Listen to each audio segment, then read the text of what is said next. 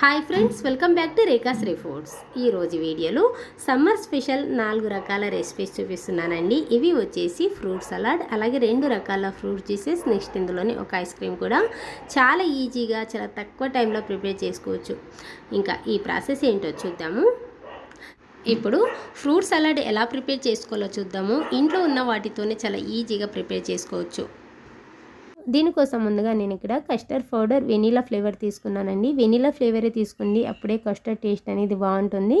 ఇప్పుడు ఇందులోకి ఒక 2 స్పూన్ల వరకు కస్టర్డ్ పౌడర్ని వేసుకున్నాను. వేసుకున్న తర్వాత ఇప్పుడు ఇందులోకి పాలను యాడ్ చేసుకోవాలి.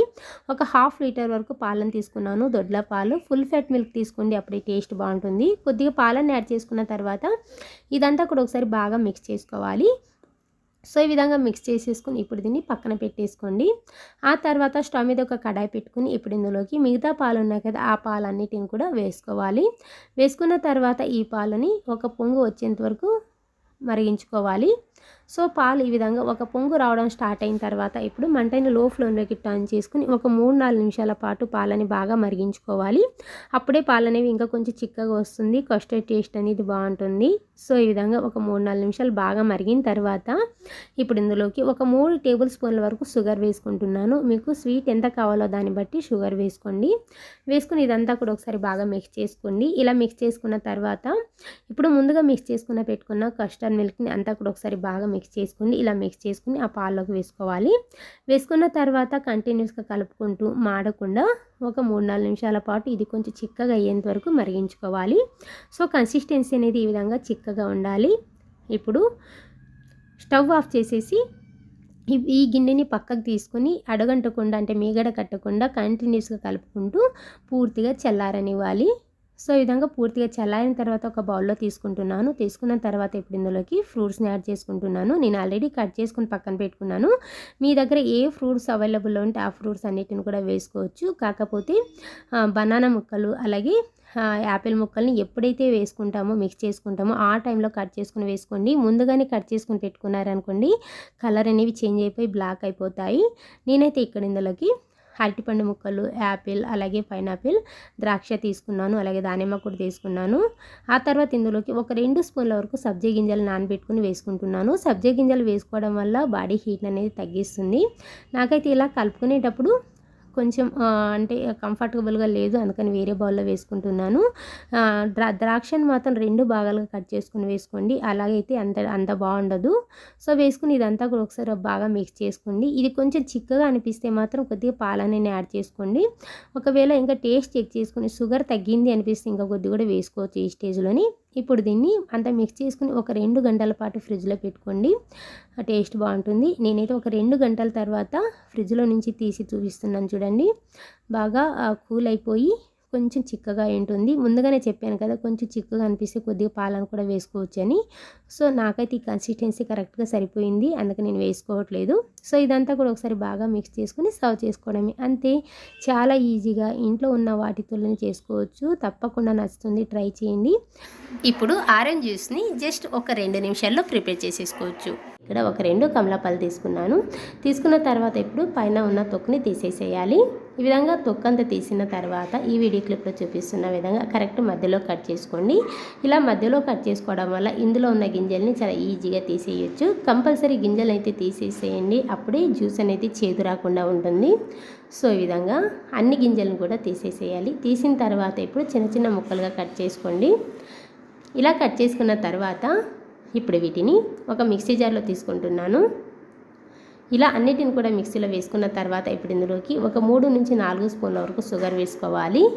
నెక్స్ట్ ఇందులోని కొద్దిగా పుదీనా వేసుకోండి. పుదీనా వేసుకోవడం వల్ల ఫ్లేవర్ బాగుంటుంది, అలాగే బాడీ హీట్ని కూడా తగ్గిస్తుంది.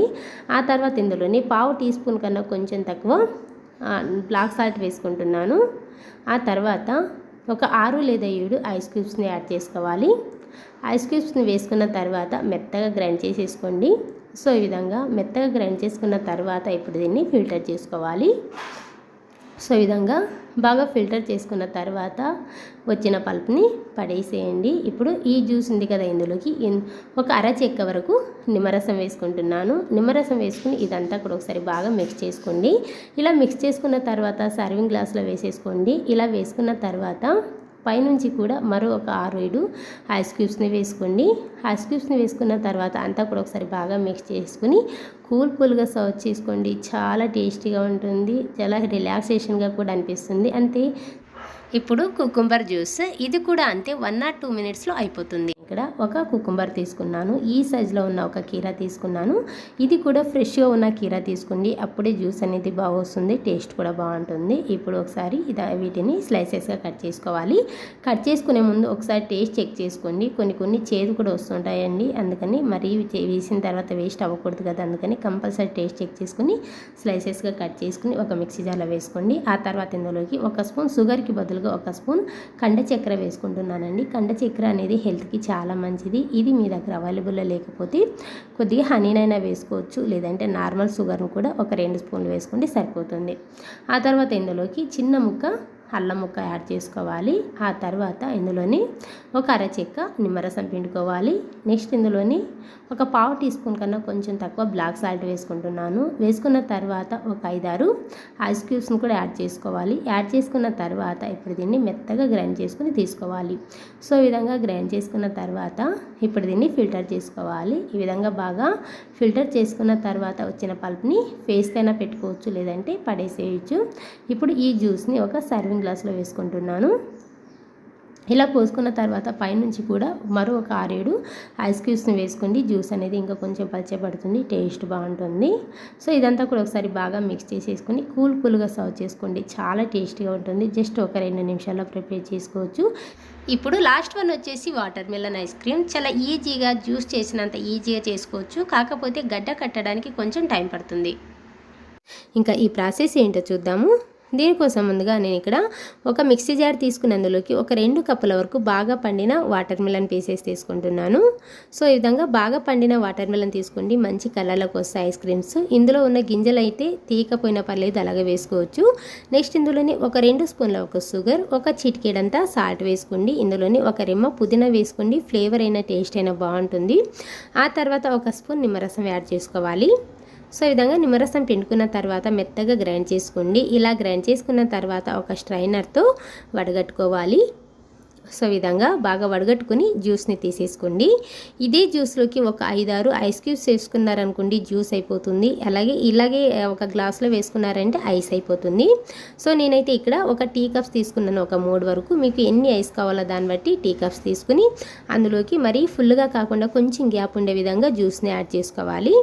సో ఈ విధంగా అన్నిటిని కూడా వేసుకున్న తర్వాత ఇప్పుడు దీనికి సిల్వర్ ఫాయిల్ కవర్ని కవర్ చేస్తున్నాను. సో ఈ విధంగా అన్నిటికి కూడా కవర్ చేసుకున్న తర్వాత ఇప్పుడు ఒక నైఫ్తో చిన్నగా గాడ్స్ పెట్టుకోండి. సో ఈ విధంగా గాడ్స్ పెట్టుకున్న తర్వాత కరెక్ట్ మిడిల్లో మనకు నచ్చిన ఐస్ క్యూబ్ స్టిక్స్ని పెట్టుకోవచ్చు. ఇలా పెట్టుకున్న తర్వాత ఇప్పుడు వీటిని మినిమం 6 to 8 అవర్స్ వరకు డీప్ ఫ్రిడ్జ్లో పెట్టుకున్నారనుకోండి, గట్టి పడిపోతాయి. నేనైతే ఒక 8 అవర్స్ పెట్టుకున్నాను. 8 అవర్స్ తర్వాత చూపిస్తున్నాను చూడండి, బాగా గట్టి పడిపోయాయి. ఇలా తీసిన తర్వాత ఇప్పుడు ఒక గ్లాస్లో వాటర్ తీసుకుని ఆ గ్లాస్లోకి ఒక 30 సెకండ్స్ పెట్టారనుకోండి, ఇది కొంచెం లూజ్ అయ్యి ఈజీగా తీయడానికి వస్తుంది.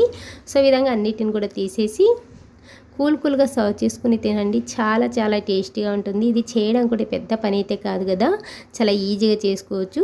మీరు కూడా ఒకసారి ట్రై చేసి ఎలా వచ్చిందో కామెంట్ సెక్షన్లో కామెంట్ చేయండి, అలాగే షేర్ చేసి లైక్ చేయండి. మరిన్ని వీడియోస్ కోసం రేఖాశ్రీ ఫుడ్ ఛానల్ని సబ్స్క్రైబ్ చేసుకోండి. పక్కనే ఉన్న బెల్ ఐకాన్ని యాక్టివేట్ చేసుకున్నట్లయితే నేను పెట్టే ప్రతి వీడియో నోటిఫికేషన్ వస్తూనే ఉంటాయి. Thank you.